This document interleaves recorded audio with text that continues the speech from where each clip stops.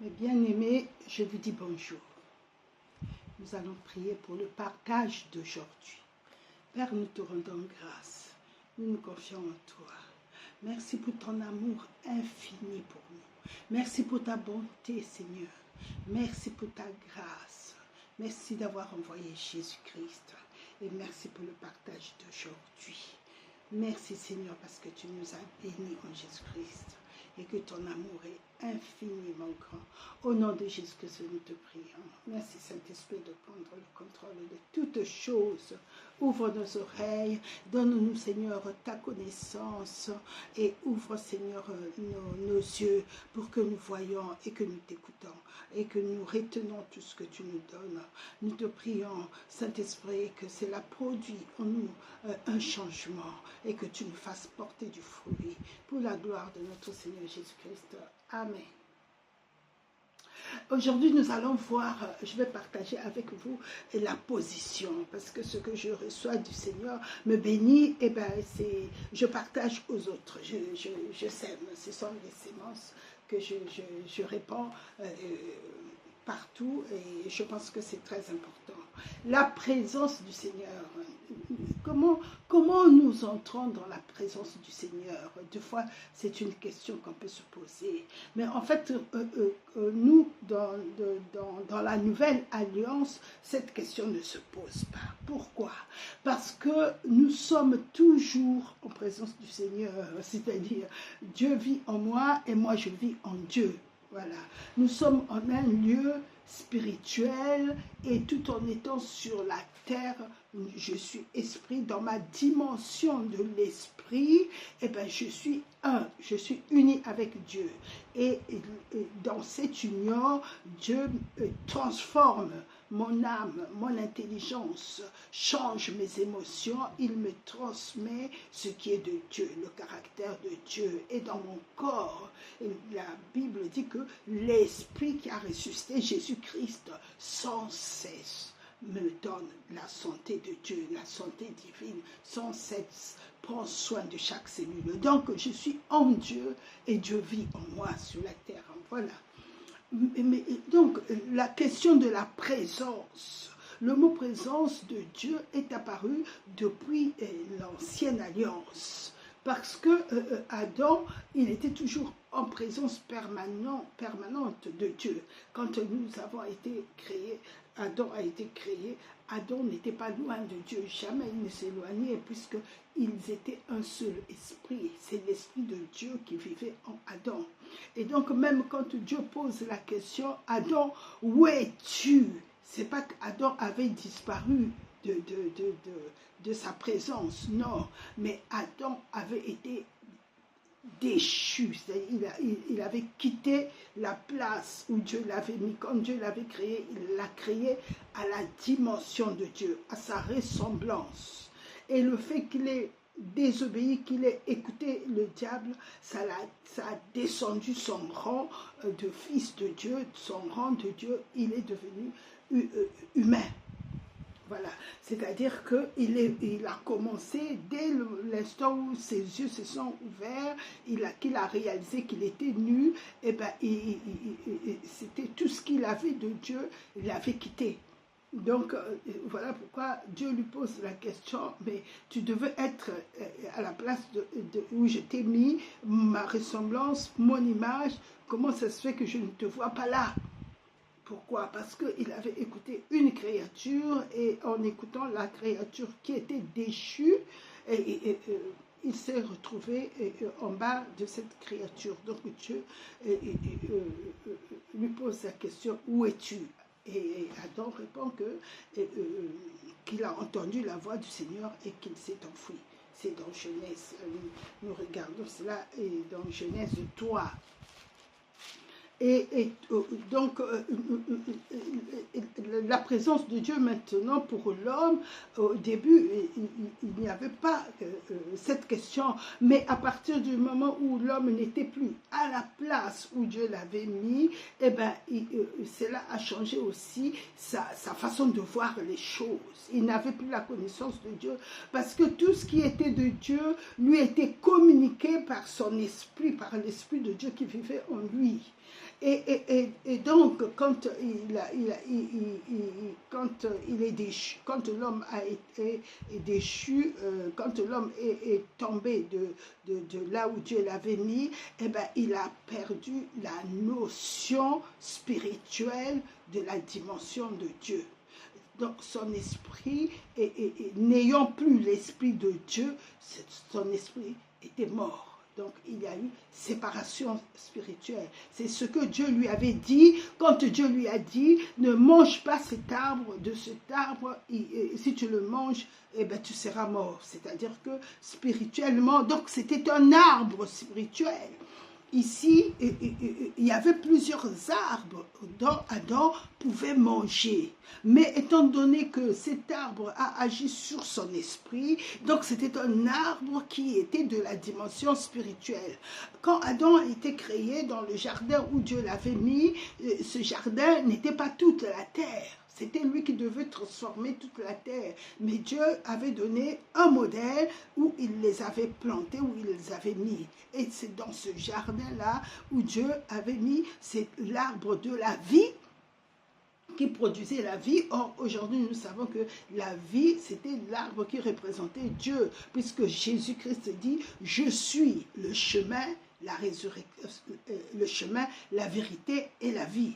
Et plus tard, il dit à Marthe, je suis la résurrection et la vie.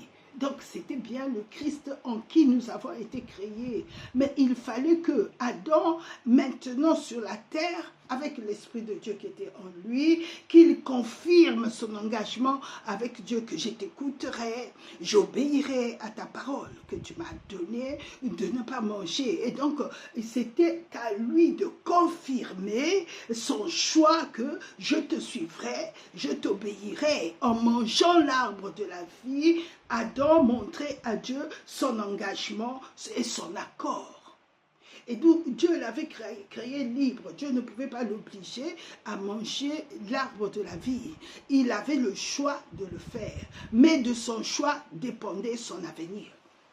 Et d'où donc ici la présence de Dieu était dans le jardin Adam. Mais Adam devait avoir la connaissance de ce qu'il était réellement.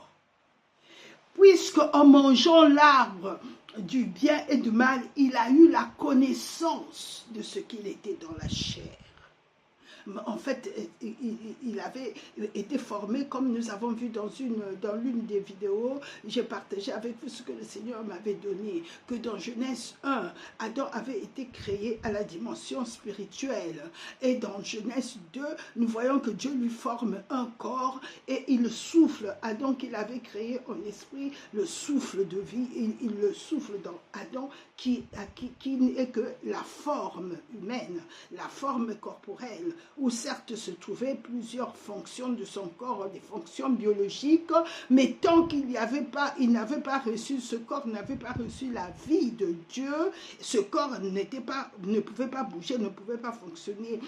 Mais quand Dieu a soufflé dans les narines du corps formé, c'est-à-dire quand il a soufflé Adam qui était en lui, l'esprit de vie qui était en lui, il l'a soufflé dans le corps de Adam, et bien à partir de cet instant, Adam a reçu la vie et le mouvement et l'être et tout ce qui était organe en lui s'est mis à fonctionner. Donc la fonction lui est venue de la vie de Dieu. C'est la vie de Dieu qui a fait que Adam devienne une âme vivante. Il ne pouvait pas devenir d'abord un esprit vivant parce que l'esprit vivifiant qui était en lui, il devait le confirmer, devait concorder avec l'arbre de vie qui était là. S'il avait accepté de manger l'arbre de vie, eh ben, l'arbre de vie allait lui donner la connaissance de son être spirituel, de ce qu'il était de Dieu, ce qui était de Dieu en lui. Donc de son choix dépendait, soit il mangeait l'arbre de vie, il avait la connaissance qu'il était Dieu, qui il était, soit il mangeait l'arbre du bien et du mal, qui n'avait que deux fonctions. En mangeant le bien, il mangeait en même temps le mal, mais ce n'était pas la vie. D'où, en mangeant l'arbre de vie, eh ben, Adam allait confirmer et sa nature humaine allait devenir moindre par rapport à la nature spirituelle, parce que c'était la dimension de Dieu qu'il aurait choisi. Tout dépendait de son choix.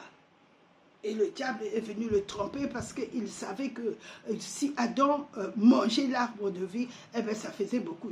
C'est-à-dire qu'il n'allait pas avoir, il n'allait pas avoir l'option, il ne pouvait pas rester là parce que Adam devenait en ce moment-là le véritable héritier de la terre, de tout ce que Dieu avait créé. Dieu lui avait tout donné. Le psaume 8 dit, qui est donc l'homme pour que tu prennes, nous allons le lire, le psaume 8 dit ceci, à partir du verset 5. Qu'est-ce que l'homme pour que tu te souviennes de lui et le fils de l'homme pour que tu prennes garde à lui? Et quand nous lisons ça, nous voyons à quel point l'homme était vraiment fait à l'image de Dieu, à la ressemblance de Dieu. Mais comme il avait choisi de manger, d'écouter, et d'abord, c'est l'obéissance. Parce que Dieu lui avait parlé, mais le diable est venu lui parler par la suite. Donc, entre ces deux voies, qui il fallait choisir? S'il avait mangé l'arbre de vie, c'est qu'il avait choisi la voie de Dieu qui lui avait parlé en premier. Mais en choisissant l'arbre de l'erreur, l'arbre du bien et du mal, il avait fait le choix d'écouter la deuxième voix qui était venue s'ajouter à la voix de Dieu. Et donc, la manière dont nous écoutons est très très importante. Et ici, nous voyons donc la présence de Dieu lui a été privée. Voilà pourquoi les gens parlent de la présence de Dieu. Mais la présence de Dieu a été privée à l'homme que pendant 4000 ans. Parce que au bout de 4000 ans, Dieu a envoyé Jésus, notre Seigneur et notre Sauveur, comme il l'avait dit au Jardin d'Éden, que la descendance de la femme t'écrasera la tête. Dieu, la parole de Dieu ne faillit jamais, quel que soit le temps, quelles que soient les années. Quand Dieu a libéré la parole, cette parole-là s'accomplira dans le temps où Dieu que Dieu lui a dit de s'accomplir. Elle s'accomplit toujours. Dans Ésaïe 55, nous voyons que Dieu dit que comme la pluie descend sur la terre, et nous allons le lire, parce que j'aime beaucoup lire, et pour ne pas dire des choses humaines, mais dire tel que Dieu le dit. Il dit ceci: si quelqu'un a reçu la parole de Dieu, tu avais reçu la promesse de Dieu, et que Dieu t'avait vraiment parlé, garde cette promesse-là. Le Seigneur te dit aujourd'hui, comme à partir de Ésaïe 55, nous prenons le verset 10. Ainsi en est-il, nous disent, comme la pluie et la neige descendent des cieux et n'y retournent pas, sans avoir arrosé, fécondé la terre et fait germer les plantes, sans avoir donné de la sémence au semeur et du pain à celui qui mange, ainsi en est-il de ma parole qui sort de ma bouche. Elle ne retourne point à moi sans effet, sans avoir exécuté ma volonté et accompli mes desseins. Dieu parle ici de sa parole, c'est-à-dire que quand Dieu nous a créés, il nous a créés avec la parole. Or, la parole a été faite chair. Quand la parole a été faite chair, c'est Jésus. Et Jésus est retourné. La parole, comme quoi Dieu nous dit que sa parole retourne toujours vers lui. Mais après avoir accompli le but pour lequel il l'a envoyé. Vous voyez, cela s'est passé avec Jésus. Ça veut dire que toutes les paroles que nous avons reçues de Dieu, elles s'accompliront ici sur la terre. Aucune ne retournera sans avoir accompli sa mission, telle que Jésus l'a fait. Jésus a achevé l'œuvre. Ainsi, toute parole de Dieu devient ce que Dieu veut que ça soit. Même l'argent que nous avons, il n'y a rien qui n'a été fait sans la parole de Dieu. Tout a été fait. La parole de Dieu est la constitution de ce qui est concret. La parole de Dieu, toutes choses sont soutenues par la parole de Dieu, même les électrons que nous voyons qui tournent. La parole de Dieu dit dans Hébreu qu'il soutient toutes choses avec sa parole. Le jour où le Seigneur dira la parole que maintenant c'est la fin, même les électrons vont s'arrêter et le monde va défaillir. Parce que la parole de Dieu ne faillit jamais. C'est elle qui dirige toutes choses, c'est sa parole qui soutient toutes choses. Elle nous a créés, la parole de Dieu a créé toutes choses, tout ce qui existe. Ont été créés en Jésus-Christ. Dans les cieux, il ne s'appelait pas Jésus-Christ. Jésus, c'est son nom humain qui veut dire sauveur des hommes. Il sauvera les hommes de leurs péchés, son peuple de leurs péchés. Mais Jésus existait dans les cieux avant la fondation du monde. Jésus a toujours existé. Quand nous regardons dans Genèse 14, nous voyons un personnage qui apparaît, qui vient vers Abraham. Alors que les rois de la terre qui avaient été vaincus et ceux qui l'avaient délivré, que Abraham avait délivré, et tout en sachant, Abraham savait dans son cœur que le Dieu qui l'avait fait sortir de Ur, c'est-à-dire d'où il venait, de la maison de son père, c'était lui qui avait livré ses ennemis pour qu'il puisse avoir la force de récupérer son neveu Lot, qui avait été enlevé, et toutes les richesses de ces gens-là. Et quand Dieu lui donne la victoire sur ses rois, eh ben, c'est ceux qu'il a délivrés, parmi eux, il y avait le roi Sodome, qui est le type du diable. Dieu savait qu'il allait venir encore vers Abraham, mais alors Melchisédek, qui était le souverain sacrificateur du Dieu très haut, il vient vers Abraham et il vient lui donner le pain et le vin. Il vient lui donner, ces aliments montrent le sang de l'alliance. Et la nourriture montre que Dieu lui communique sa nature. Il reçoit le pain du ciel et il boit le sang de Christ. De loin de Dieu, celui qui avait été choisi avant la fondation. Et même l'animal qui avait été immolé, Dieu a pris dans le jardin d'Éden, Adam, souvenez-nous, il était tout nu, tout lui était dépouillé, tout ce qu'il avait reçu de Dieu, maintenant il se voyait lui-même, c'est l'état dans lequel lui il se voyait. Il eut la connaissance qu'il était nu. Mais Dieu ne lui avait pas créé nu en esprit, il était enrichi, il était revêtu de Dieu. La Bible dit nous sommes revêtus de Christ. Donc Dieu l'environnait, Dieu l'entourait, la nature, tout ce qui était de Dieu, il était revêtu de Dieu. Et quand il a désobéi à Dieu, eh ben, sa nudité, c'est qu'il était dans le naturel, eh ben, est apparu. Et c'est ce qui fait qu'il s'est vu nu. Ce n'est pas Dieu qui l'a rendu nu. Il s'est vu nu à cause il est descendu plus bas. Et tout ce qui était la gloire s'était retiré. Et donc, quand nous voyons ici, Adam, la présence de Dieu pour Adam s'était retirée. Alors, Dieu ne l'avait pas obligé de manger cet arbre-là, mais Dieu ne l'avait pas empêché non plus. Pourquoi? Parce que Dieu nous a créés libres. Dieu met toujours l'homme devant un choix. Il ne peut pas t'obliger à pécher, il ne peut pas t'empêcher de pécher. Mais il a mis dans nos cœurs la disposition de choisir. Tout en sachant que le choix que l'on fait détermine l'avenir. Et donc, le Seigneur, il nous donne toujours le conseil, choisis très bien pour toi et pour tes enfants et pour ta descendance. Parce que le choix qu'on fait, nous pensons toujours que ça nous concerne nous seuls. Chaque fois que l'homme, l'individu marche dans le péché, non seulement ça le concerne, mais ça concerne aussi sa dépendance, sa descendance. Parce que l'ennemi le savait, il va vers Abraham, il dit à Abraham, donne-moi les hommes et tu prends toutes les richesses. Toujours lui, il s'intéresse aux hommes. Pourquoi? Parce que dans les hommes, il y a la reproduction. Dieu a créé l'homme pour se développer, pour se multiplier, pour être fécond. Et alors, donc lui, il veut les hommes, il cherche les sacrifices. Mais Abraham l'avait compris, Et avant qu'Abraham ne puisse rencontrer ces gens, Dieu est venu vers lui. Le souverain sacrificateur de Dieu est venu vers lui. Celui qui avait été immolé pour que Adam et Ève puissent être couverts, puissent avoir des habits. Dieu est le premier créateur des habits. Il a fait des habits à Adam et Ève. Dans Genèse 3, 21, nous voyons qu'il leur fit des habits pour cacher leur nudité. Dieu n'est pas quelqu'un qui nous méprise, qui nous regarde d'en haut, non.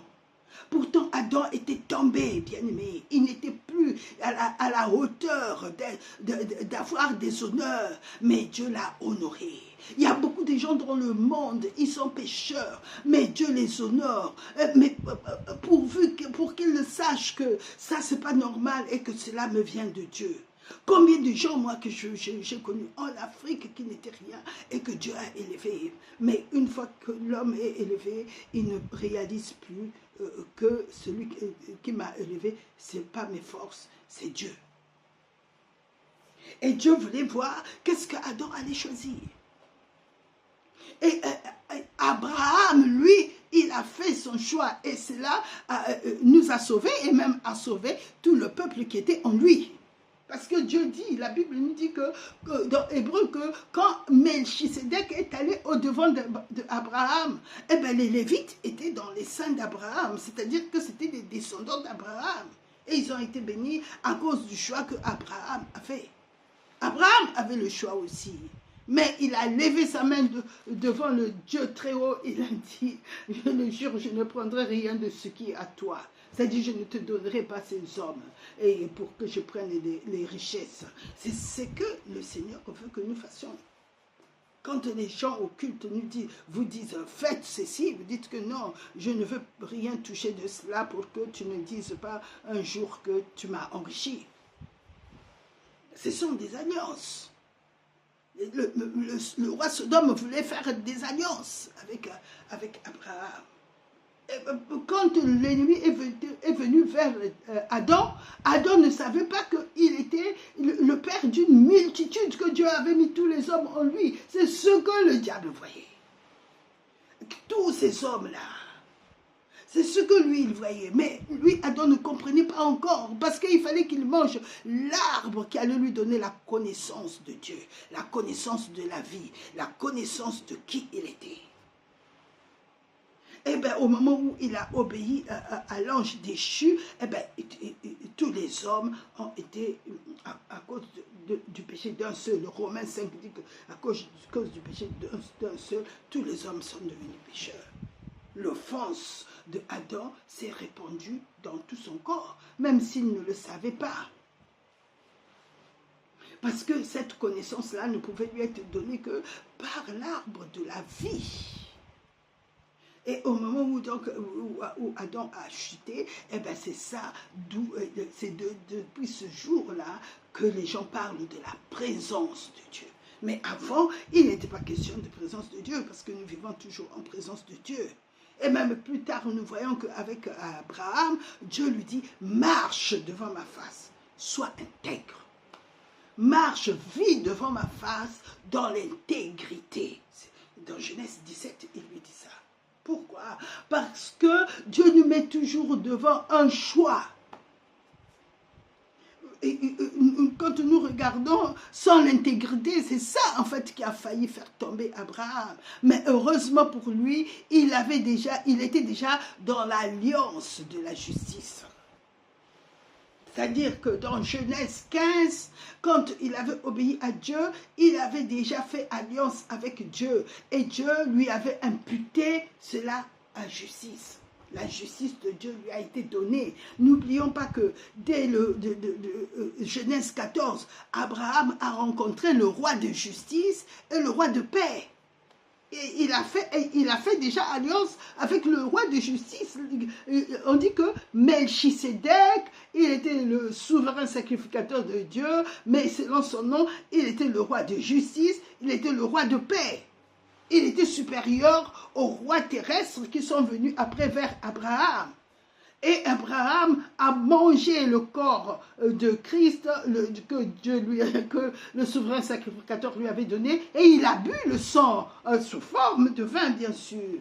Quant le sang qui était spirituel, parce que c'était un être spirituel, mais il y a le sang divin qui existe. Tout dans le ciel est lumière sous forme de lumière, parce que Dieu est le Père des lumières. Dans les cieux, même les plantes émanent la lumière. Tout est lumineux dans les cieux. Nous pouvons voir des formes, j'ai entendu des témoignages des gens, nous pouvons voir des formes, mais ces formes-là, en principe, ce sont des lumières. Tout est lumière. Il n'y a pas de quelque chose qui est souillé et comme sur la terre. Non. Même ce qui est concret, quand on le touche, ça n'a pas l'impression ça ne donne pas la même impression que ce qui est sur la terre qui a été souillé. Et donc, quand Abraham, maintenant l'homme vient lui proposer, mais il ne lui dit pas, même le diable ne lui avait pas dit que je suis en train de faire un pacte avec toi. Et que, écoute ce que je te dis, n'écoute pas ce que Dieu t'a dit, et comme ça tu seras à moi. Il ne lui a pas présenté les choses de cette façon. Le diable est un menteur. C'est un menteur. Pour usurper, il a utilisé le mensonge. Il lui a dit, oh, mais Dieu sait que si tu manges cet arbre, tu deviendras comme Dieu. Oui, il allait devenir comme Dieu, mais un Dieu déchu. Comme ceux qui se disent qu'ils sont des dieux, ce sont des dieux déchus. Il n'y a pas d'autre Dieu que l'Éternel, créateur du ciel et de la terre seul. Voilà pourquoi on peut dire, écoute Israël, l'Éternel est un. Il est le seul Dieu. Il n'y a pas d'autre Dieu. C'est celui qui a créé toutes choses. Alors, quand donc nous sommes ici dans la présence, c'est quand Abraham est allé, quand Melchisedec est venu vers Abraham, c'était un représentant de Dieu, un représentant du ciel, et lui qui était le roi de la justice, le roi de paix, et souverain sacrificateur de Dieu, lui a donné tout ce qui est spirituel et pacte et alliance. Lui a donné le sang divin et lui a donné un corps divin, qui n'était pas fabriqué sur la terre, non, parce qu'il était le souverain sacrificateur de Dieu. Nous regardons cela dans Genèse 14. Dans Genèse 14, nous sommes toujours dans l'esprit, parce que nous sommes d'abord créés en tant qu'esprit de Dieu, et nous vivons sur la terre. Donc il est temps maintenant que nous connaissons plus ce que nous sommes spirituellement, ce que nous sommes de Dieu, notre nature de Dieu. Maintenant le temps est arrivé, Jésus est venu se sacrifier pour que nous ayons l'ouverture des yeux. Alors je peux prier par l'esprit et dire, Père, ouvre leurs yeux, comme Élisée a prié pour Géasi. Ouvre-lui les yeux et que vos yeux s'ouvrent en écoutant, que vos oreilles spirituelles s'ouvrent et que vous marchez maintenant dans la dimension de votre identité. Car Jésus-Christ est notre véritable identité. Au nom de Jésus-Christ, Amen. Nous lisons à partir du chapitre 14, à partir du verset 17. Après qu'Abraham fut revenu vainqueur de Kedorlaomer et des rois qui étaient avec lui, le roi de Sodome sortit à sa rencontre dans la vallée de Chavé, qui est la vallée du roi. Melchisedec, roi de Salem, fit apporter du pain et du vin. Il était sacrificateur du Dieu très haut. Il bénit Abraham et dit, béni soit Abraham par le Dieu très haut, maître du ciel et de la terre. Béni soit le Dieu très haut qui a livré tes ennemis entre tes mains. Et Abraham lui donna la dîme de tout. Nous voyons que le roi du ciel a été vite envoyé parce que Dieu n'avait pas oublié Abraham. C'est lui qui lui avait dit de sortir de la maison de son père. Et à partir du moment où Abraham a fait ce que Dieu lui avait demandé de faire, il lance déjà, c'est le premier pas de l'alliance. Et donc, il est en accord avec Dieu de partir de son pays, de la maison de son père. Il a quitté les dieux de son père. Il a quitté l'idolâtrie de son père. Et parce que ses parents étaient idolâtres. Quand nous regardons dans le livre de Josué, nous voyons que quand Josué parle des parents d'Abraham, il fait référence à cela. Et donc ici, Abraham a accepté de quitter et de s'attacher à Dieu qui lui avait parlé. Et à partir déjà de ce moment-là, c'est déjà le premier pas de l'accord. Il s'est accordé avec Dieu.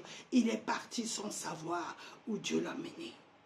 Et à cause de cela, Dieu envoie, c'est lui qui lui a livré ses rois entre ses mains, et Dieu envoie devant Abraham le roi, celui qui représentait le ciel, celui qui représentait la part de Dieu, montrant que Dieu ne l'avait pas abandonné. C'est lui qui lui avait livré ses ennemis. Alors, et quand il arrive, il lui donne le pain et le vin, et Abraham lui donne la dîme de tout.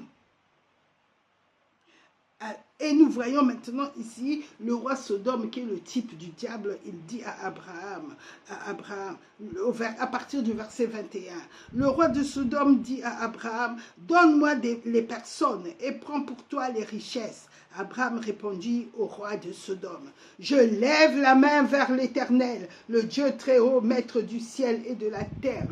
Je ne prendrai rien de tout ce qui est à toi, pas même un fil, ni un cordon de soulier, afin que tu ne dises pas, j'ai enrichi Abraham. Rien pour moi, seulement ce qu'ont mangé les jeunes gens et la part des hommes qui ont marché avec moi. Aner, Escol et Mamré, eux, il prendra leur part. Abraham refuse l'association avec le diable, parce qu'il savait que au travers des hommes, le diable voyait des générations. Et bien, c'est ça qui avait sauvé Abraham. Abraham, Dieu lui dit plus tard dans Genèse 14 et 17, sois intègre, marche devant ma face. Et donc, quand Dieu nous choisit, Dieu a toujours le regard sur nous. La Bible nous dit que le Seigneur a son regard sur ceux qui cherchent sa face. Le Seigneur a son regard sur nous qui sommes sauvés. Et ses oreilles sont attentives à nos prières. Et donc nous voyons cela, nous voyons que Abraham était conscient que son Dieu était là, son Dieu était présent. Il n'a pas fait comme Adam pour donner les hommes, parce qu'Adam, en se livrant, en obéissant à la voix du diable, il s'est livré et il a livré tous ceux qui étaient en lui, c'est-à-dire les hommes. Donc ici, Dieu voulait nous ramener en lui. La présence de Dieu, c'est être en Dieu. Quand nous regardons la Bible, dans les épîtres de Paul, nous voyons que Dieu, pour nous sauver, il nous a mis en Christ, mais Christ est en Dieu. Et donc ici, quand les gens parlent de la présence, c'est par ignorance en fait. C'est par ignorance parce que dans leur compréhension, ils sont hors de Dieu et que quand ils arrivent au culte ou pour adorer, ils rentrent en présence de Dieu. Oui, si nous nous inspirons des psaumes, il dit « J'entre dans ta présence avec des actions de grâce, dans ses parvis avec joie. » Mais quand les Juifs ou David ou d'autres qui ont reçu cette inspiration sont en train de l'écrire, eux, ils savent ce que ça veut dire le parvis avec joie. Ils connaissent le parvis de Dieu parce que dans la loi, il y avait le tabernacle, il y avait le parvis, ils savent de quoi ils parlent. Et d'ailleurs, le Seigneur, un jour, quand il rencontre une dame, il lui dit, vous adorez ce que vous ne connaissez pas. Mais nous, les Juifs, nous adorons ce que nous connaissons. C'est dans Jean 4 où il dit ça. Il y a beaucoup de choses que nous disons, mais en fait, nous n'avons pas la connaissance de la portée spirituelle de ces choses-là. Parce que quand eux, ils écrivent ça, mais ils rentrent dans le parvis, et dans ces parvis, avec joie, j'entre dans le parvis. Ils savent ce que c'est que le parvis, parce qu'ils le vivent, ils l'ont vécu. Ils l'ont vécu, et ça existe toujours dans la loi. Donc, quand ils rentrent dans la présence de Dieu, ils rentrent vraiment dans la présence de Dieu parce que sous la loi, ils n'étaient jamais sous la présence de Dieu. Dieu était présent au milieu d'eux, Dieu les voyait, Dieu les regardait, mais l'individu lui-même n'avait pas de communion avec Dieu. Donc, il devait venir vers Dieu.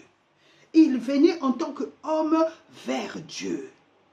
Donc, quand il rentrait dans le tabernacle, il était dans la présence de Dieu. Il était dans la présence d'un lieu saint.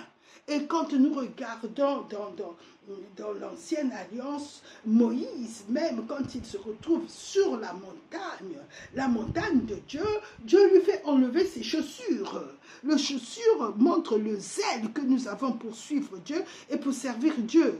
Dieu lui dit que ce lieu est saint, on ne vient pas ici avec le zèle humain. Enlève tes chaussures. Ici, quand tu rentres là, quand tu as franchi une certaine dimension, tu es déjà en présence de Dieu. Parce que la présence de Dieu avait été privée à Adam. Il n'avait plus la présence de Dieu. Il y avait séparation entre Dieu et Adam. Dans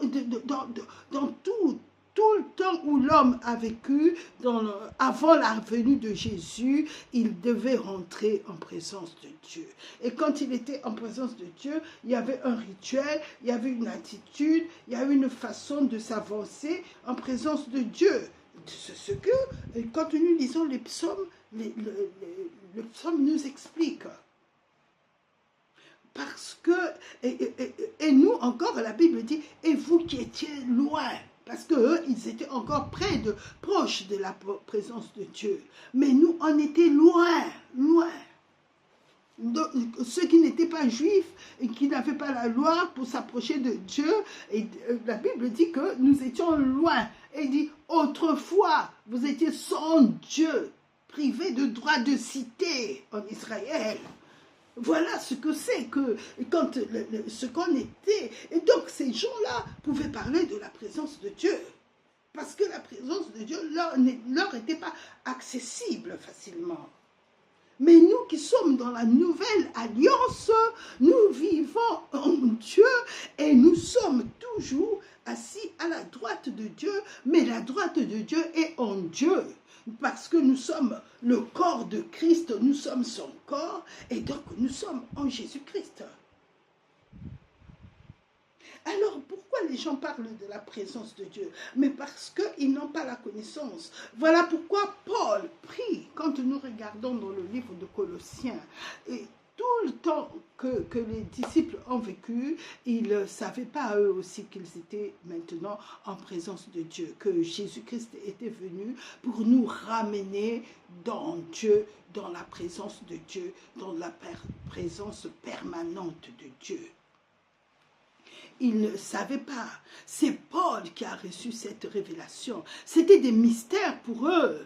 Et Paul a reçu cette révélation que Jésus-Christ est venu afin que ceux qui étaient au loin, c'est-à-dire qui étaient des non-juifs, puissent rentrer de nouveau en la présence de Dieu, puissent rentrer de nouveau en Dieu. Et il a fait de nous, entre ceux qui étaient proches de Dieu, c'est-à-dire le peuple juif et les non-juifs, Jésus-Christ est venu se donner en sacrifice. Il s'est offert, il est mort à la croix, afin de pouvoir nous unir dans un seul corps.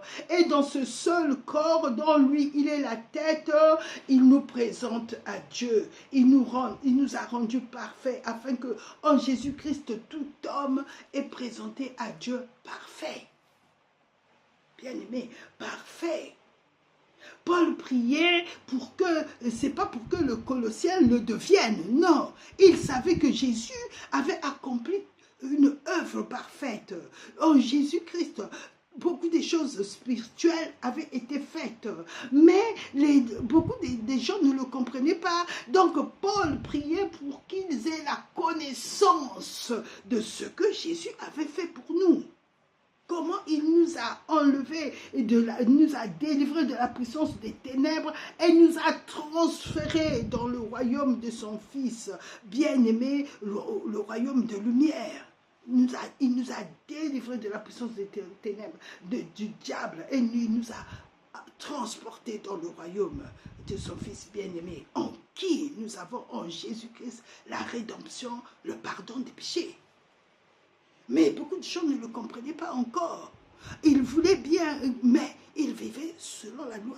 Ils faisaient encore le rituel de la loi. Et d'où aujourd'hui, il y a beaucoup de gens qui s'approchent de Dieu, qui n'ont pas compris ce qu'est la présence de Dieu. Et ils disent encore, viens Saint-Esprit, viens, oh Seigneur, descends parmi nous. Mais le Seigneur ne descendra pas, il est déjà descendu, bien-aimé. Et quand il est monté, il a envoyé le Saint-Esprit pour le remplacer. Maintenant, nous devons connaître qui nous sommes, parce que ça, c'est ce que Paul a prié tout le temps.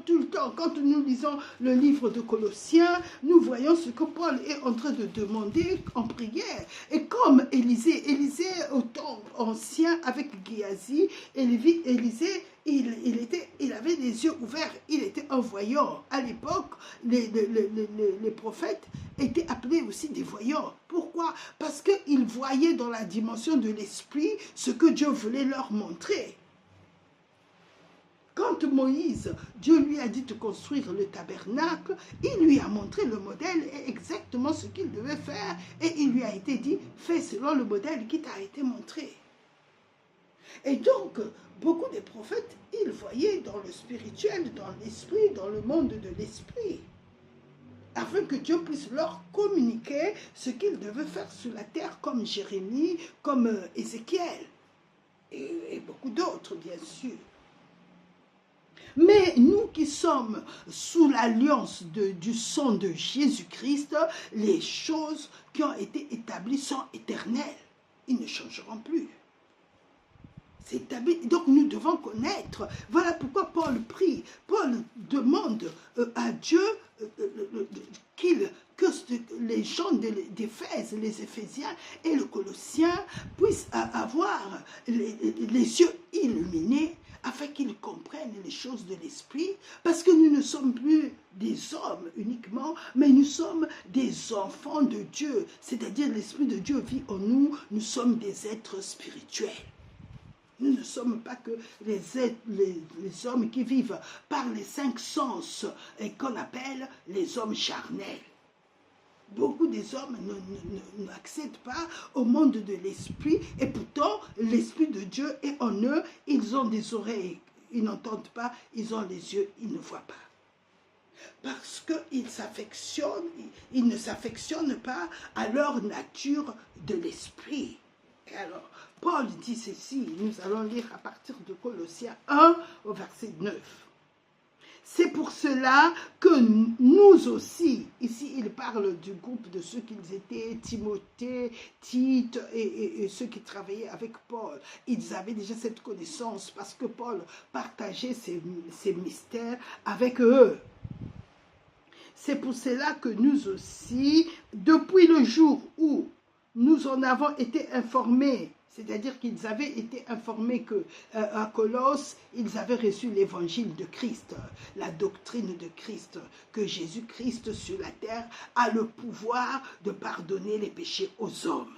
Ils avaient reçu ça, l'évangile.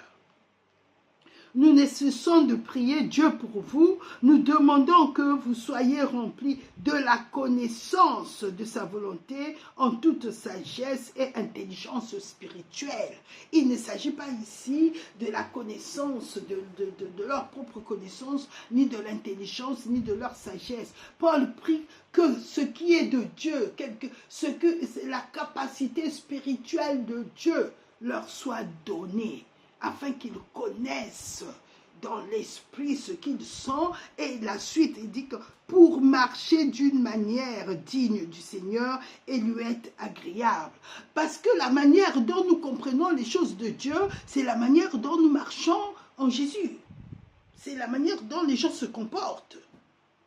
La vérité qu'ils ont, si ce n'est pas une vérité éternelle, c'est-à-dire si cela n'est pas dans l'esprit, dans le Saint-Esprit, eh ben c'est une vérité fausse. Et les gens, des fois, ils se comportent comme ça parce que ce qu'ils connaissent de Dieu, ils pensent que c'est ça qui est vrai.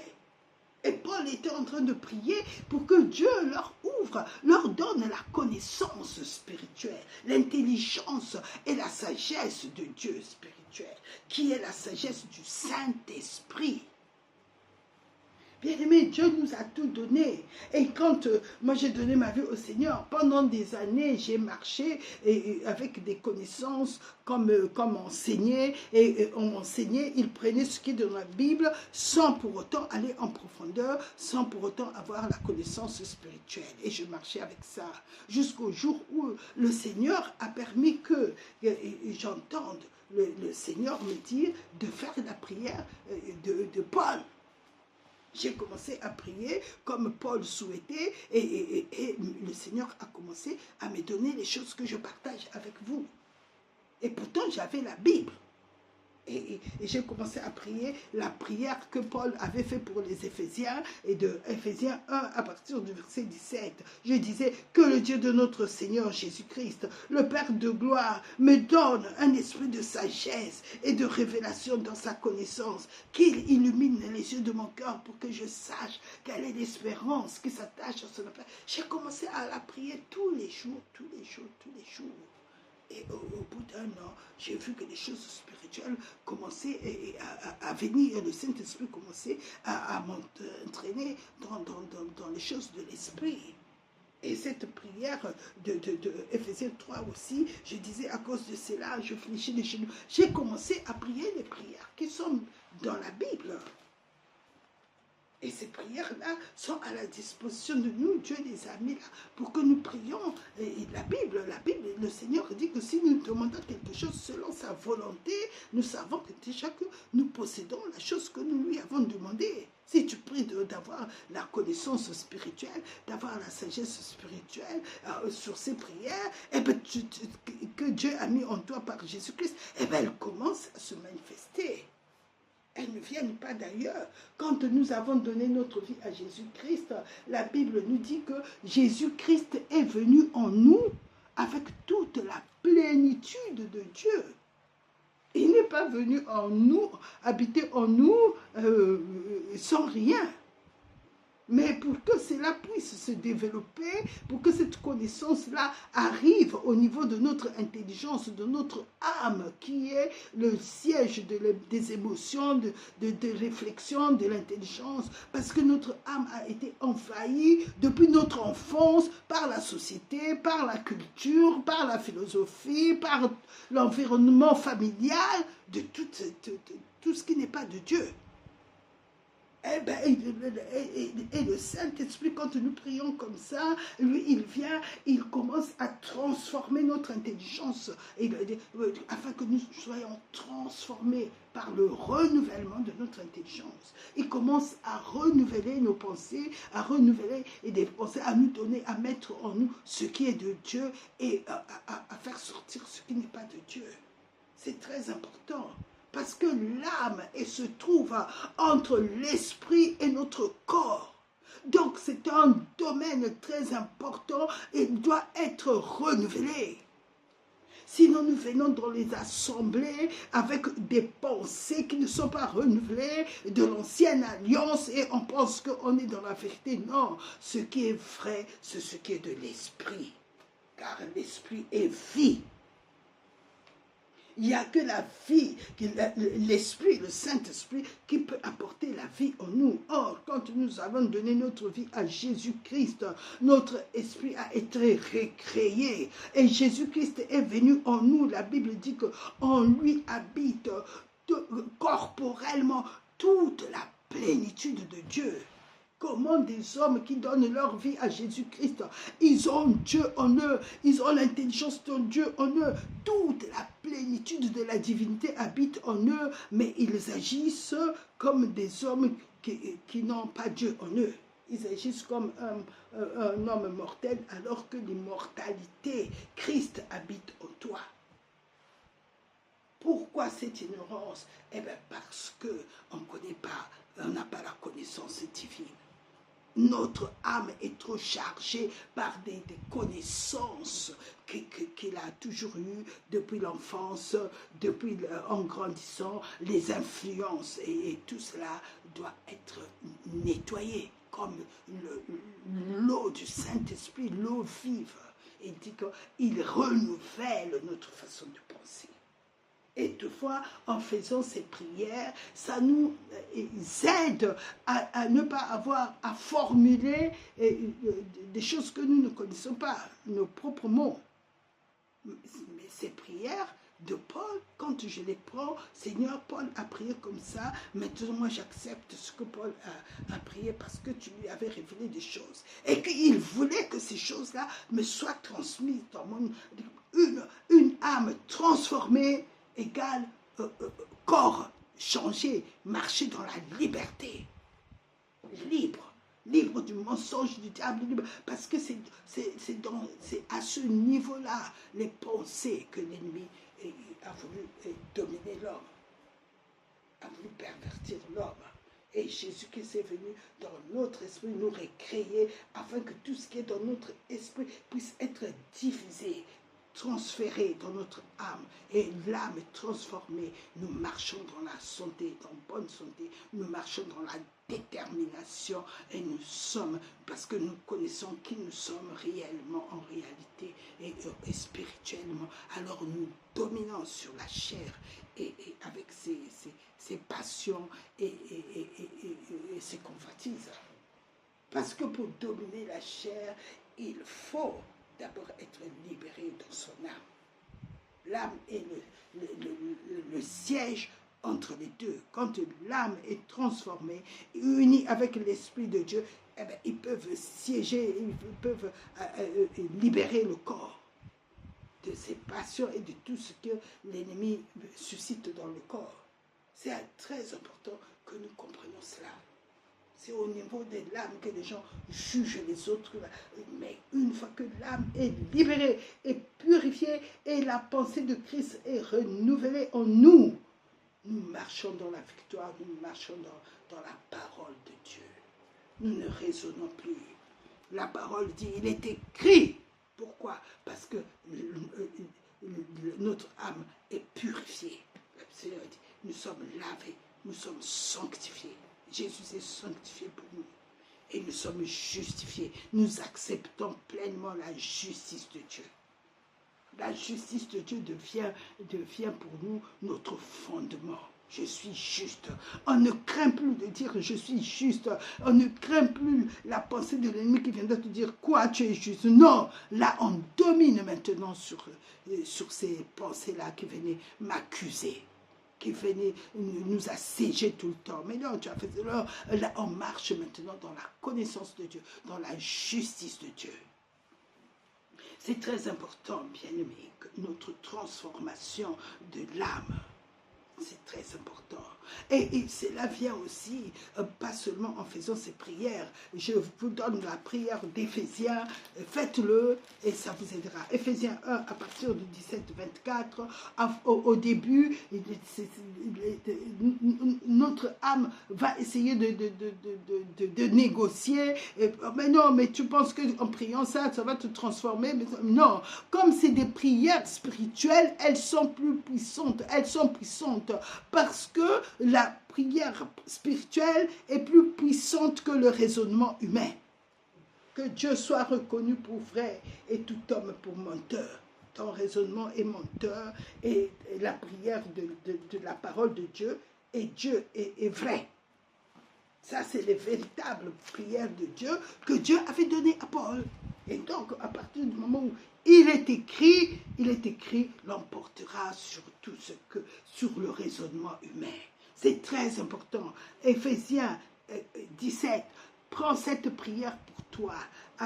Éphésiens 1, verset 17 à 23. Cite-le chaque jour. La transformation viendra de cette parole qui va commencer à agir. La parole de Dieu, elle est esprit et vie. Elle est puissante. Comme nous avons vu, une fois qu'elle sera libérée, prophétise-la à haute voix, confesse-la à haute voix, parce que la confession est à fermeté. Il n'y a pas de puissance contre la confession de la fermeté de la parole de Dieu. Ça va t'affermir. Et la Bible dit que nous devons tenir ferme dans notre confession. Ce n'est pas une confession comme les gens le disaient, confesse la pensée positive, confesse ceci pour voir les choses. Non, là, c'est confesse la parole de Dieu et tu deviendras ce que la parole de Dieu dit de toi. Le devenir. Dieu, il nous a fait devenir. Il a fait devenir Jésus péché pour nous afin que nous devenions justice de Dieu. C'est ce qu'il va faire de toi ici. Il va te faire devenir ce que la parole de Dieu déclare. Et quelle est envers toi qui crois l'infinie grandeur de sa puissance, se manifestant avec efficacité par la vertu de sa force. Par la vertu de la parole de Dieu. La force de Dieu est dans sa parole. La parole de Dieu, elle est vertueuse. Et la parole de Dieu, elle agit même sans qu'aucun homme ne puisse la proclamer. Oui, bien aimé. Et elle est puissante quand elle est proclamée. Elle agit, elle accomplit ce que Dieu a déclaré. Mais déjà, l'écriture en elle-même, la Bible dit, Jésus-Christ a dit, l'écriture ne peut être anéantie. Combien plus quand tu la proclames, rien ne pourra s'anéantir. Même pas les pensées que tu reçois. Et un jour, tu comprendras que toutes ces pensées ont disparu. Pourquoi? Parce que la parole de Dieu est puissante. La parole de Dieu est allée contre ses pensées et a changé complètement la situation. La parole de Dieu est la vérité. Mais ce que tu vis, toutes les pensées là que l'ennemi t'opprime, toutes ces pensées qui t'empêchent d'avancer, n'est pas la vérité. Alors, qu'est-ce qui se passe? La vérité change les faits. Même si les faits disent, oui, mais tu ne vois pas, moi, chez moi, dans mon milieu, les gens, ils sont comme ça, ils disent que des jurons, les gens, ils disent que ceci. Toi, dans ta chambre, confesse. Éphésiens 1, de 17 à 23. Confesse-le, confesse-le. Tu vas voir, cette parole va changer les faits. La vérité change les faits.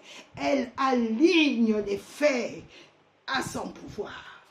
La parole de Dieu est puissante. Elle est vivante et efficace. Plus tranchante qu'une épée quelconque à deux tranchants. Pénétrante jusqu'à séparer âme et esprit, jointure et moelle. Elle juge les sentiments et les pensées du cœur. La parole de Dieu est vivante. Rien n'est caché devant lui. Quand chaque fois que tu confesseras cette prière, au début, l'ennemi va se moquer, même va se dire, oh, mais tu penses que ça change. Peut-être que les gens vont jurer plus que toi. Mais sache une chose. Tu es en train de confesser quelque chose qui en elle-même soutient le monde qui existe et a créé toutes choses, et quelque chose qui en elle-même est le Dieu tout-puissant. Dieu est dans sa parole. La parole de Dieu est Dieu sur toute situation. Elle ne faillit jamais. À la fin, c'est elle qui commence à rire. La parole de Dieu commence à rire de la situation. Tout a changé. Bien-aimé, la parole de Dieu est vivante. Quand le Seigneur le dit, ça veut dire qu'elle va te faire vivre ce que tu dis. La parole de Dieu est vivante. Et il y a aussi Éphésiens 3, à partir du verset 14 jusqu'au verset 20. C'est très important pour ta maturité, quand tu veux grandir, quand tu veux que Dieu t'affermisse, t'enracine, t'élève dans les situations spirituelles, ce qu'il est, te révèle qui il est, dans la largeur qui tu es en esprit. fait la prière, Éphésiens 3, à partir du verset 14, 20. Chaque fois, tu peux accumuler. Les biens de Dieu ne sont que bonté quand tu les accumules. Tu peux accumuler ces prières. Prie pour toi. Et Colossiens, il y a plusieurs prières de transformation spirituelle que le Saint-Esprit va te montrer. Quand tu regardes le livre de Colossiens, tu fais aussi cette prière pour toi. Tu parles pour toi, tu peux dire, je rends grâce au Père qui m'a rendu capable d'avoir part à l'héritage des saints dans la lumière, qui m'a délivré, qui m'a libéré de la puissance des ténèbres et qui m'a transporté dans le royaume de son Fils bien-aimé, en qui j'ai la rédemption, le pardon des péchés. Tu confesses ça. Ça devient ta prière, et bien tu vas commencer à voir cette parole libérée commencer à agir autour de toi. C'est là où tu vas réaliser. Donc la parole de Dieu est esprit. Oui, et elle t'introduit dans le domaine spirituel de Dieu et te donne la victoire. Dieu, il est plus grand que celui qui est dans le monde. Mais tu dois avoir sa parole dans la bouche. Parce que quand sa parole est dans la bouche, ta bouche devient comme la fronde de David qui envoie la pierre vivante. Et cette parole commence à toucher dans le monde de l'esprit, même les ennemis cachés que tu ne vois pas. Parce que quand la flèche, quand la parole est sortie, la parole sait où elle doit aller. Elle ne peut pas revenir à toi sans avoir atteint le but pour lequel tu l'as. Elle court avec vitesse et elle sait qui il faut atteindre. La parole de Dieu, elle est vivante. Elle est esprit et vie. Bien-aimés, Dieu nous a beaucoup aimés pour nous donner en héritage sa parole. Un héritage délicieux qui nous est échu. Une belle possession. Je demeure en elle et elle demeure en moi. Elle me transforme. Elle est ma lumière. Elle éclaire mon sentier. Quand je marche, elle fait jaillir la lumière. Elle éteint les ténèbres. Elle dissipe les ténèbres parce qu'elle est en moi. Cette parole, elle doit être en nous. Si elle est esprit et vie, elle agira dans nos vies. C'est important. Alors nous ne parlerons plus de présence, parce que je sais, elle est présente en moi. Elle est en moi et moi je vis en elle. Donc je suis toujours en elle. Je ne quitte pas la présence de Dieu. La présence de Dieu est en moi et je suis toujours en sa présence. Dieu a son regard sur moi.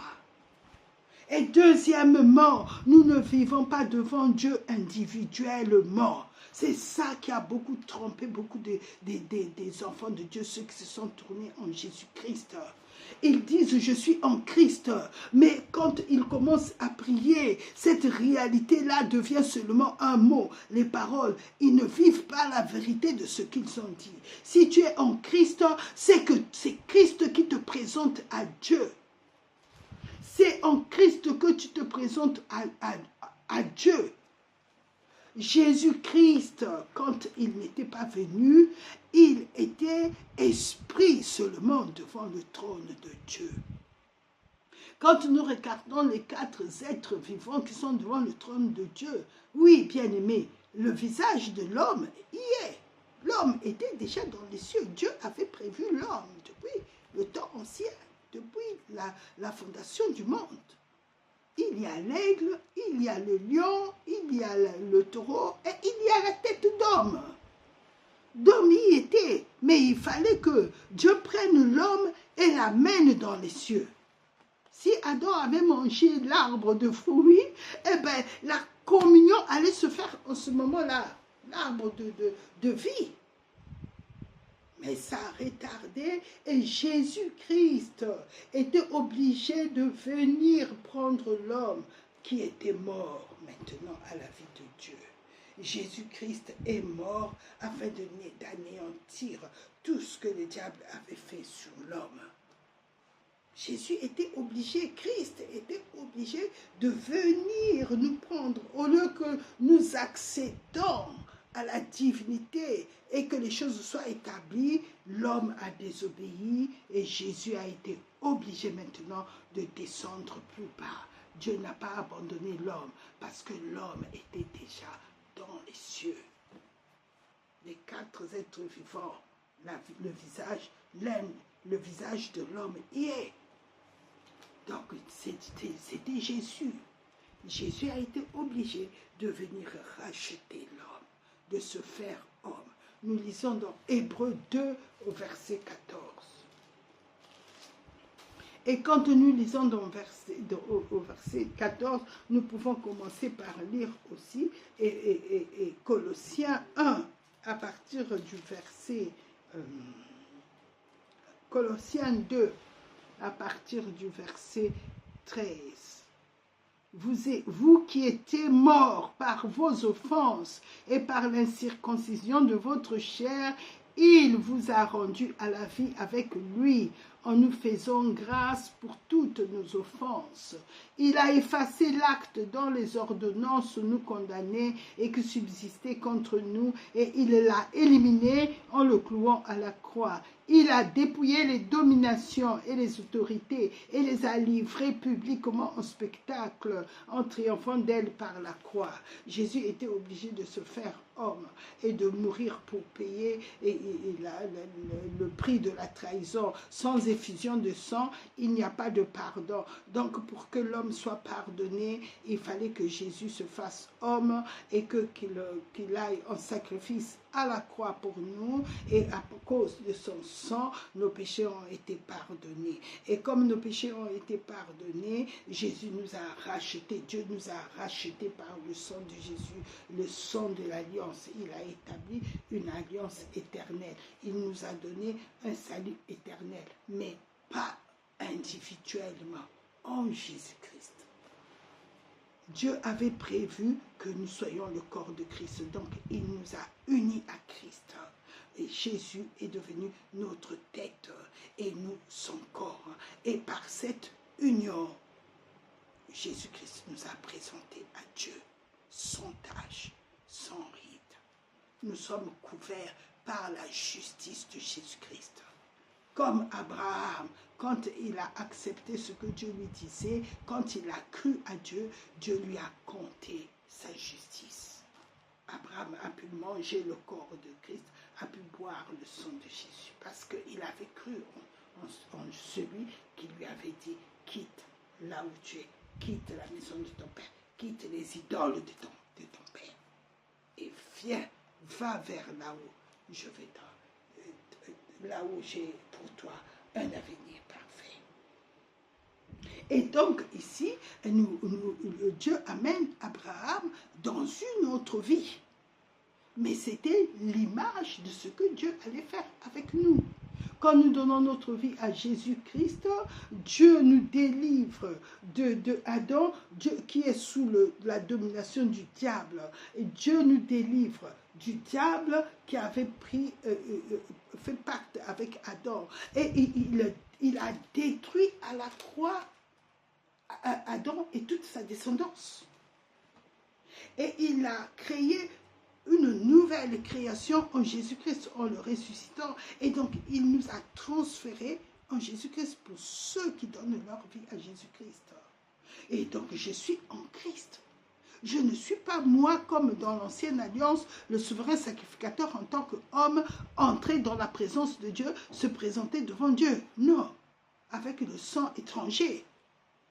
Moi, à cause du sang de Jésus-Christ, comme j'ai accepté Jésus, j'ai accepté son sacrifice, qu'il est mort pour mes péchés. Jésus, notre Seigneur, qui a été livré pour mes offenses et qui est ressuscité pour ma sanctification, pour ma justification.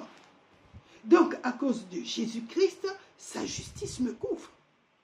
Quand je suis en Jésus-Christ, il est ma tête et moi, je suis son corps. Ça ne doit jamais me quitter. Parce que c'est lui qui me présente à Dieu, sans tache ni ride. Nous pouvons le voir dans Colossiens 1. Nous allons le voir dans le livre de Colossiens 1. Colossiens 1. Nous venons de le lire. Colossiens 1. Il dit qu'il nous présente en Jésus-Christ, nous sommes parfaits. Oh Jésus-Christ, nous sommes parfaits, bien-aimés. Nous ne sommes pas devant Dieu par notre justice. Je confesse mes péchés, je confesse ceci, et le sang de Jésus-Christ me purifie, et je rentre en sa présence. Non, non, Dieu n'acceptera pas ça. Dieu n'accepte rien d'un homme. Un homme ne peut pas se justifier lui-même. Non. Le sang de Jésus-Christ nous sert d'alliance, nous sert de pacte, une alliance éternelle. Ça veut dire que je suis justice de Dieu en Christ. C'est sa justice. Mais si je suis justice de Dieu en Christ, je ne vais pas confesser tout le temps que je rentre en ta présence parce que j'ai confessé mes péchés, maintenant que tu m'as pardonné. Non. Notre justice ne peut rien faire. Ne peut rien faire. Nous devons confesser nos péchés chaque fois que nous péchons. Nous ne devons pas attendre de rentrer en présence de Dieu et puis je confesse et puis le sang de Jésus comme faisait le souverain sacrificateur. Nous ne sommes pas dans l'alliance lévitique. En Jésus-Christ, dans l'alliance du sang de Jésus, nous rentrons en présence de Dieu continuellement à cause du sang de Jésus qui est déposé devant le trône. C'est le sang de Jésus qui fait que Dieu m'accepte. Et Jésus-Christ est le premier homme qui est juste et saint. Donc, quand Dieu me regarde, il me voit au travers de Jésus-Christ. Quand il voit Jésus, Dieu me voit. Dieu me voit. Je suis le corps de Christ. À cause de Jésus qui est juste, tous les hommes devant Dieu sont justes. Aucun n'est pécheur devant Dieu. Sinon, tu dis que Jésus est pécheur. Si tu es en Jésus et puis tu dis que tu es pécheur, Dieu te dit menteur. Parce que mon fils n'est pas pécheur. Mon fils est saint, mon fils est juste. Jésus-Christ le juste. Nous avons un avocat, c'est dans un champ. Nous avons un avocat auprès du Père. Jésus-Christ le juste. Il est le seul homme que Dieu regarde. À cause de Jésus qui est homme juste, Dieu nous donne tout ce que nous demandons en Jésus-Christ. Par Jésus-Christ. Nous venons devant Dieu par Jésus-Christ, nous recevons les bienfaits par Jésus-Christ. Tout ce qui nous est accordé par Jésus-Christ. Bien-aimés, il faut que nous changeons, nous soyons conformes aux Écritures. Et comme ça, quand je m'approche du trône de Dieu, je sais que Jésus-Christ m'a déjà pardonné. Parce que chaque fois que je fais quelque chose, je lui demande pardon. Je n'attends pas de cumuler les péchés et pour aller en présence. Non. Quand je sais que je n'ai pas bien l'Esprit de Dieu, et au moins, il te montre que non, là, tu t'es mal comporté. Va t'humilier, demande pardon à cette personne. Excuse-toi. Tu as mal parlé. Maintenant, si la personne te rejette, ce n'est pas grave. Mais toi, le Seigneur, il a vu ce que tu as fait. Ou si tu as jugé des bien-aimés, le Saint-Esprit est en moi. Il me dit, regarde, là, c'est un jugement. Oh Seigneur, je te demande pardon parce que je n'attends pas d'aller le dimanche à l'église pour faire comme font les sacrificateurs, confession de péché, mais sur qui tu les confesses? Maintenant, nous ne confessons plus les péchés sur Jésus. À Jésus. Parce que c'est lui qui a pardonné tous nos péchés d'hier, d'aujourd'hui et de demain. Le pardon que nous avons est un pardon éternel. L'effusion de son sang nous a fait obtenir la rédemption éternelle, un salut éternel, le pardon éternel. Donc chaque fois que je confesse mes péchés, le sang de Jésus-Christ me purifie continuellement. Je ne cherche pas la présence de Dieu, je suis en présence de Dieu. Je suis en Christ et Christ est en Dieu. Et c'est Christ, le souverain sacrificateur, qui transmet à Dieu son Père tout ce qui est louange, tout ce qui est adoration, parce que lui, il sait ce que Dieu son Père demande.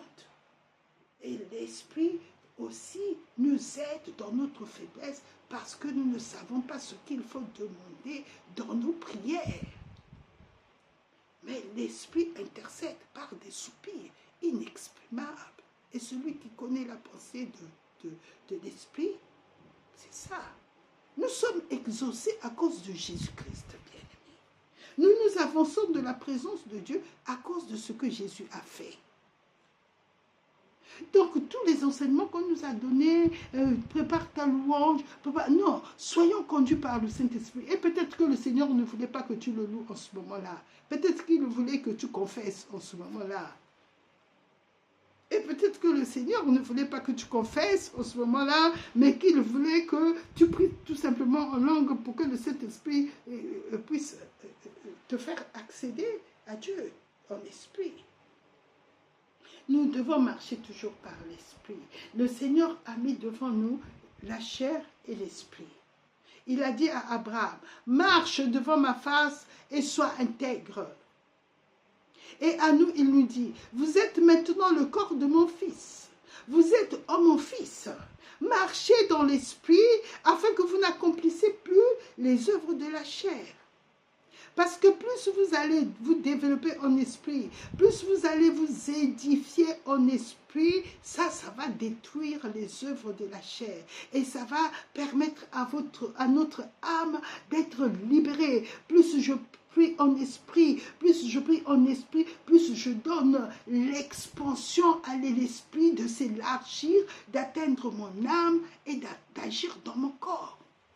C'est au niveau de l'esprit. Dieu savait que en me recréant, en me donnant un nouveau esprit, et que si j'édifie l'esprit, si je m'édifie en esprit, je vais m'étendre, je vais m'approfondir et je vais complètement transformer l'âme. Je vais atteindre l'âme. Pour atteindre l'âme, pour que l'âme soit transformée, l'âme est transformée par la parole de Dieu et par le Saint-Esprit. La parole Réma, c'est celle-là qui transforme l'âme.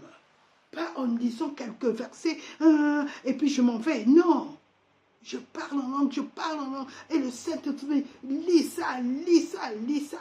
Seigneur, j'ai des problèmes dans tel domaine. Il te dit, parle, je vais agir. Prie, édifie-toi. Tu commences à t'édifier. L'esprit commence à colmater, à fermer les brèches, à élever le mur, à te construire. Et beaucoup de ce qui est les passions de la chair, la convoitire des yeux et tout ce qui est œuvre du diable, le Saint-Esprit va s'en occuper. Parce que ça se situe au niveau spirituel.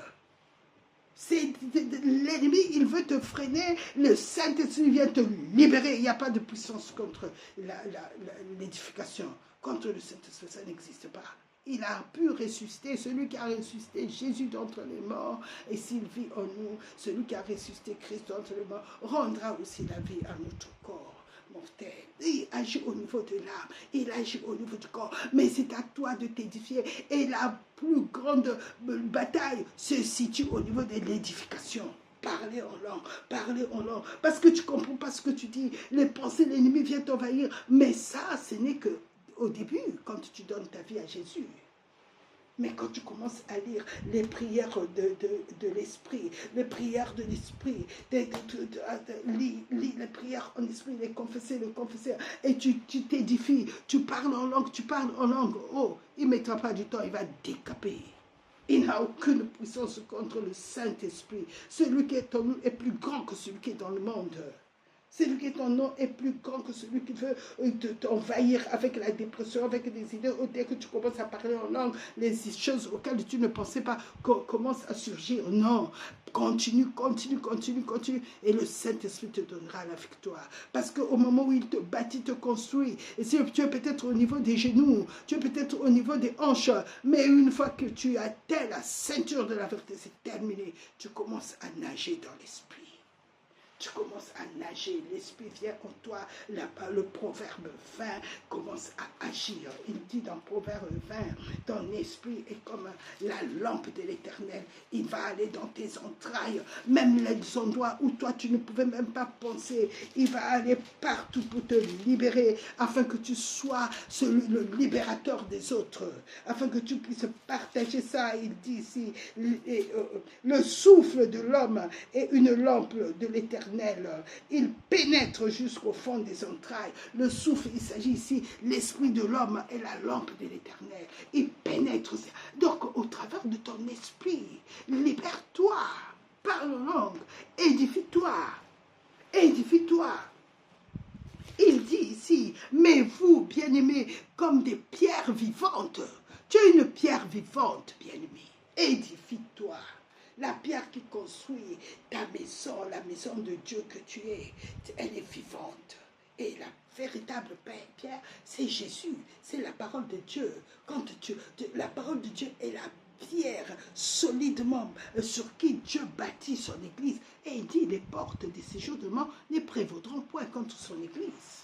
Bâtis-toi comme une pierre vivante. Et mais vous, bien-aimés, Pierre dit, mais vous, bien-aimés, comme des pierres vivantes. Et vous-même, c'est toi qui vas prendre la décision que là, j'ai décidé. Je prierai en langue au moins pendant 15 minutes. Et puis, la semaine suivante, je prierai désormais en langue pendant 30 minutes. Et puis, au fur et à mesure, tu vas élever le niveau. Le Saint-Esprit te construira, t'affermira et t'aidera. Il est là pour nous aider. Et il dit, oh bien-aimés, nous sommes bénis en Jésus-Christ. De même aussi, l'Esprit nous aide dans notre faiblesse. Donc, même si au départ, tu n'arrives pas, compte sur le Saint-Esprit. Mais ne reste pas bouche fermée. Bafouille quelques mots que Dieu t'a donnés. Si l'ennemi te dit, oh, mais tu bafouilles, eh ben, tu vas voir. C'est la puissance de Dieu qui sort depuis le trône de Dieu. L'Esprit de Dieu est en toi. Le trône de Dieu est en toi. Tu vis en Christ, Christ vit en toi. C'est ça, la puissance de Dieu. Il t'environne et en même temps, il est en toi. L'arche de l'alliance. Le socle, le corps de l'arche est fait du bois et de l'or dedans et de l'or à l'extérieur. Le socle là, ben c'est toi. Jésus vit en toi et Jésus t'environne. Et la tête de l'arche, c'est Jésus-Christ qui est tout en or. Mais l'Église doit être remplie de l'Esprit et débordée de l'Esprit, être dans l'Esprit, afin que Jésus-Christ, qui est la tête, puisse nous communiquer sa pensée et nous guider et nous conduire en esprit. En esprit, nous sommes dans une alliance spirituelle. Le sang de Jésus est venu établir l'alliance de l'esprit, c'est-à-dire Dieu est venu de nouveau habiter dans l'homme. Tu n'es pas un homme simple. Tu n'es pas un homme, un humain comme Adam qui était séparé. Non. Toi, Dieu habite en toi. C'est ça qui fait ta nouvelle nature. C'est Christ en toi. Christ est notre véritable identité. Bien-aimé. La nouvelle alliance du sang de Jésus a permis à Dieu de déchirer la séparation. Toi qui étais loin et celui qui était près, Jésus nous a unis dans un seul corps et Dieu est venu habiter en nous. Dieu habite dans le corps de Christ. Bien-aimé, c'est ça la différence. Toi, tu es en Dieu. Jésus est venu te chercher là où tu étais. Il t'a libéré du joug du diable. Et par la puissance de la résurrection, il nous a ressuscités ensemble. Et nous a fait asseoir, nous a fait monter ensemble. Et nous a fait asseoir dans les lieux célestes en Jésus-Christ. Les lieux célestes, c'est en Dieu. C'est en Dieu. Colossiens, il va plus loin. Il dit ceci. Il nous a ramenés à la vie avec lui. Et nous a fait asseoir avec lui dans les lieux célestes. Colossiens 1. Colossiens 2, pardon, à partir du verset 14. Nous allons le lire. Colossiens 2, verset 14. Vous qui étiez morts par vos offenses et par l'incirconcision de vos chairs, il vous a rendu à la vie avec lui. Dieu nous a ramenés à la vie, nous ne sommes plus là où Adam était. Il est venu nous délivrer. Il nous a rendus à la vie avec lui, en nous faisant grâce pour toutes nos offenses. Il a effacé l'acte dont les ordonnances nous condamnaient et qui subsistait contre nous. Et il l'a éliminé en le clouant à la croix. Il a dépouillé les dominations et les autorités et les a livrées publiquement en spectacle en triomphant d'elle par la croix. La croix était la victoire de Jésus sur le diable. Et je vais lire le dernier verset d'aujourd'hui, c'est dans Hébreux 14. Hébreux 2, 14. Ainsi donc, puisque les enfants participent au sang et à la chair, il y a également participé lui-même, afin que par la mort, il rende impuissant celui qui avait la puissance de la mort, c'est-à-dire le diable. Ainsi, il a délivré tous ceux qui, par crainte de la mort, étaient toute leur vie retenus dans la servitude. Car, assurément, ce n'est pas à des anges qu'il vient en aide, mais à la postérité d'Abraham. En conséquence, il a dû être rendu semblable en toutes choses à ses frères. C'était nous. Il est venu nous délivrer. À ses frères, afin qu'il soit un souverain sacrificateur miséricordieux et fidèle dans le service de Dieu, pour faire l'expiation des péchés du peuple. Car du fait qu'il a souffert lui-même et qu'il a été tenté, il peut secourir ceux qui sont tentés. Donc en Jésus-Christ, nous sommes toujours en présence de Dieu. Ne dis plus, oh, viens Saint-Esprit. Non, Saint-Esprit, tu es en moi et tu m'enveloppes. Remplis-moi maintenant et ouvre mes yeux. Que je sois en esprit en toi, que je ne sois pas dans le naturel, mais introduis-moi en toi, amène-moi dans les hauteurs. Que devant le Père, Saint-Esprit, développe-moi et développe-toi aussi en moi. Élargis-moi, élargis-toi. Bien-aimé, l'Esprit de Dieu et notre esprit sont devenus un. Et transforme mon intelligence. Et agis dans mon corps. Et diffuse ta vie, ta guérison divine dans mon corps. Agis dans chaque cellule, le Saint-Esprit. Tu n'attends plus de l'extérieur, mais tout découle depuis le trône de Dieu, depuis ton esprit. Esprit de vie, que l'eau vive, que tes eaux vivent en moi, apporte la vie. Saint-Esprit, donne-moi la dimension où je dois réaliser que je suis en toi et toi tu es en moi. Et Seigneur, en toi, conduis-moi dans tes profondeurs, conduis-moi dans ta hauteur, conduis-moi dans l'amour de Christ. Montre-moi l'amour de Christ, comment Dieu m'aime, comment tu m'aimes. Oh Saint-Esprit, tu as une communion avec Dieu, notre Père, bien-aimé. Nous ne sommes plus comme Adam, nous sommes rachetés pour vivre cette communion. La présence de Dieu est en nous et nous sommes en présence de Dieu. Même quand tu marches et tu vois dans le naturel quelque chose qui ne va pas. Seigneur, je parle devant le trône. Protège-moi ici sur la terre. Garde-moi. Tu es mon bouclier. Environne-moi. Que tes anges m'environnent. Oui!